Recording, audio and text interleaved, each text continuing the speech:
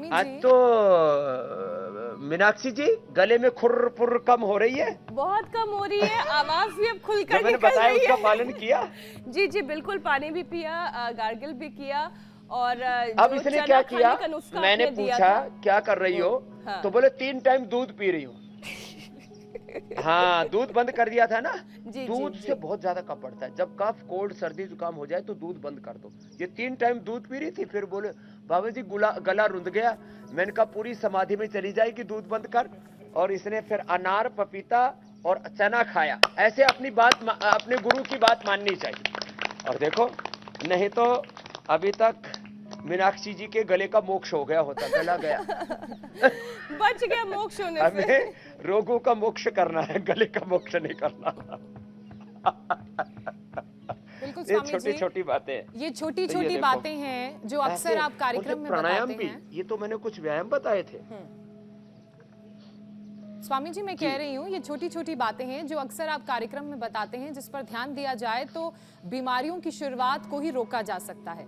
अब स्वामी जी प्राणायाम भी करेंगे, लेकिन आजकल योग के साथ साथ कायरो चिकित्सा भी जॉइंट्स पेन में जो दर्द होता है उसमें निजात दिलाने में काफी कारगर हो रही है, और आप कई बार इसे दिखा भी चुके हैं। तो एक बार फिर से इस विद्या के बारे में भी बता दीजिए, और साथ ही इसे कैसे किया जाए, किन बातों का ख्याल रखा जाए, उसके बारे में भी बता दीजिए।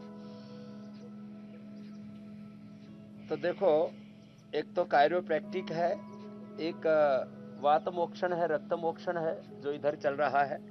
अभी पहले तो सूखी लगाई थी, अब गीले टांच मार करके, और फिर ये श्रृंगी चिकित्सा रक्त मोक्षण की बहुत पुरानी विद्या है, महर्षि सुश्रुत से चल रही है। तो ये श्रृंगी वाले, इनको लोग कहते हैं तो घुमंतु जात है। अरे ये श्रृंगी वाले घुमंतु जात नहीं, महर्षि सुश्रुत के वंशज है। इनके लिए जोरदार ताली होनी चाहिए। हम लोग अपनी परंपराओं को सम्मान देना भूल गए थे, हमने वो सम्मान दिलाया। दूसरा, इसको करो भाई, वात मोक्षण, रक्त मोक्षण, कायरोप्रैक्टिक है, ये सारे उपाय कर रहे हैं, ये हमारे डॉक्टर साहब है। तो अब एक एक अंग को ना ऐसे पकड़ करके ऊपर से नीचे तक है। अब देखो, गर्दन में दर्द है तो ऐसे पकड़ के उसको ऐसे घुमा देते, ऐसे बढ़िया टक टक सी बोलती है भाई, दूसरी तरफ से घुमाना। आहा, यहां तक आवाज आ रही है। बड़ा राजी हो रहा है। ये हमारा एयरफोर्स में है, अब पूरी फोर्स के साथ सेवा करेगा। ऐसे ही हाथ पैर, ये खुश ना, हो रहा है ये स्वामी ये जी, जो कुशल आदमी है उससे करवाना चाहिए। कटपट पता हो रही लगा है, कि खुश हो रहा है। इसकी आवाज सुनाई दे सकती नहीं है तो क्या पता लगा दर्शकों को? हाथ निकल गया, पैर निकल गया, कमर निकल गया, आदमी का गायब हो गया। तो अब ये नीचे से ऊपर तक पूरे शरीर की, क्या नाम है डॉक्टर साहब? डॉक्टर अजीत राणा जी के लिए जोरदार अभिनंदन है। हमारा एक तो प्रियांशु बालक है और एक ये है अजीत राणा। ये कायरोप्रैक्टिक के बड़े माहिर लोग हैं। एक एक हड्डी को, एक एक पसली को, उसके ऊपर एक सलीका होता है करने का, कैसे स्वामी उसको जी ठीक करना है। बिल्कुल ठीक आप कह रहे हैं, और एक डिस्क्लेमर भी दे देते हैं कि तो ये सब कुछ डॉक्टरी में एक्सपर्ट सीखा है, सुपरविजन के अंदर हमको ही किया जन्मजात जाए। आता है। एक बार आप जरा इनसे बोलिए कि एक्सपर्ट जो दर्द शरीर का दूर करने के लिए हड्डियों को ये चटका रहे हैं, आप पे क्यों नहीं एक बार ये करके दिखाते हैं, ताकि हमें वो अनुभव ज्यादा अच्छे से पता ज्योत्सना चले। ये चाह रही है स्वामी जी कि आपने बहुत समय पहले की करके दिखाया था, हाँ, बहुत टाइम हो गया, अब आप एक बार करके दिखाइए अपने ऊपर। स्वामी जी ये वही हैं जो बाल भी चटका के आवाज निकाल देते हैं, नाक भी चटकाते हैं। वो दूसरा है बालक, वो प्रियांशु है। ये हमारे राणा जी हैं। ए राणा इधर आ, वो कह रहे बाबा जी को चटकाओ। अब ये भाई मेरे को चटकाना ही हमने चटकाना ऐसे नहीं बोला स्वामी जी। स्वामी जी आप वो अनुभव ज्यादा बेहतर बता पाएंगे, तो इसलिए हम तो चाह रहे हैं कि गर्दन को देखो।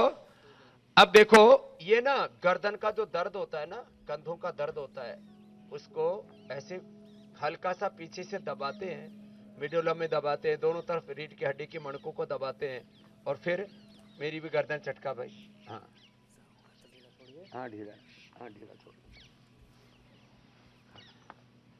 एक्सरसाइज अच्छी दिख रही है अपना, थोड़ा सा ढीला आगे की तरफ। कट कट तो बोली भाई। अब ये मेरे बहुत सा कान में भी लगा हुआ है, बाद में बात कर देना, नहीं तो कनेक्शन ही कट जाएगा। हाँ तो गर्दन चटकाते हैं, पैर भी चटकाते हैं, हाथ भी चटकाते हैं, हाथ चटका। लेकिन स्वामी जी ये जो चटकाने वाला कार्यक्रम है ये आजकल बड़ा चर्चाओं में है, लेकिन बड़े बुजुर्ग जो है उंगलियां फुटकाने पर फिर डांट क्यों पड़ती थी फिर कि ये क्या कर रहे हो, ये मनुष्यत होती है? वो ज्यादा अंगुलियां चटकाने से ना अंदर से हड्डियां और वो जो उनके ज्वाइंट हैं वो लूज पड़ जाते हैं, इसलिए कभी जो कभी चल सकता है। ज्यादा चटकाने वाला कार्यक्रम है ना, ये ऐसे कुछ लोग पकड़ के अभी वो दिया ना जो ऐसे। सर ने डिस्क्लेमर, केवल एक्सपर्ट से कभी कभी करवाए। तो कर लिया, अब कुछ लोग को आदत पड़ जाती है तो ऑस्टियोपोरोसिस वालों को नहीं चटकानी चाहिए। ये जो कायरोप्रैक्टिक है ना, हमारे डॉक्टर साहब बोल रहे राणा जी की, जिनको ऑस्टियोपोरोसिस है, हड्डियां पहले से अंदर से खोखली होगी, दिमक लगी, उनको नहीं करना चाहिए। तो ये पैरों की हड्डियां चटकाते हैं, कान की चटकाते हैं, इसने मेरा जो है ये ईयर जो बग है यही चटका दिया।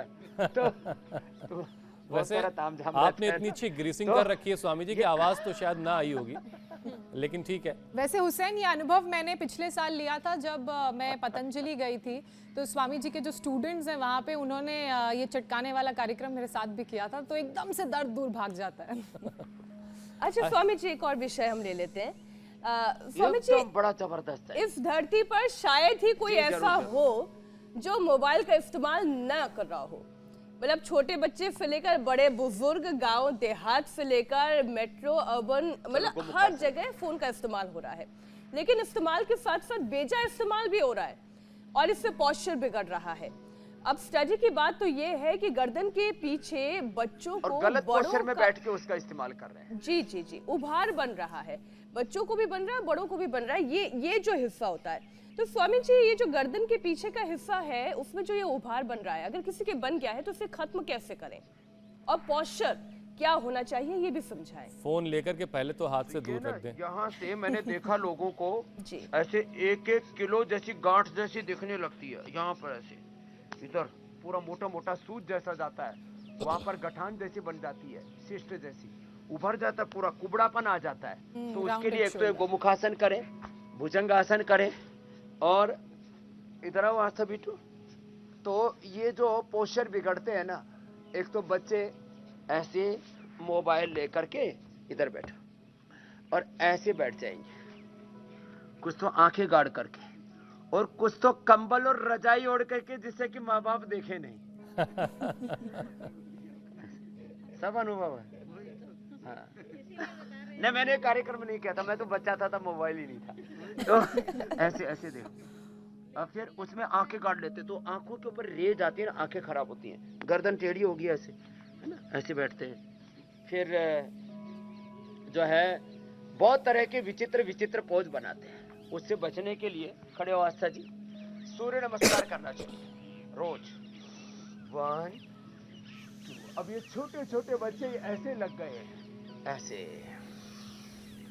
अब जो बचपन से ये करेगा ना, और हल्दी मेथी सौंठ खा लेगा, अथवा एलोवेरा, गिलोय, निर्गुंडी, पारिजात, कोई भी सहजना का कोई रस पी लेगा, अथवा एलोवेरा 200 ग्राम, मेथी अंकुरित 50 ग्राम, कच्ची हल्दी 20 ग्राम, गाय का घी, और किसी को गाय का ना मिले घी तो पतंजलि गाय का देसी घी ले लेना, उसमें थोड़ा जीरा, धनिया, मेथी, अजवाइन, इनका सबका थोड़ा सा छोंक लगा करके, और फिर ये एलोवेरा की सब्जी, रागी और बाजरे की रोटी।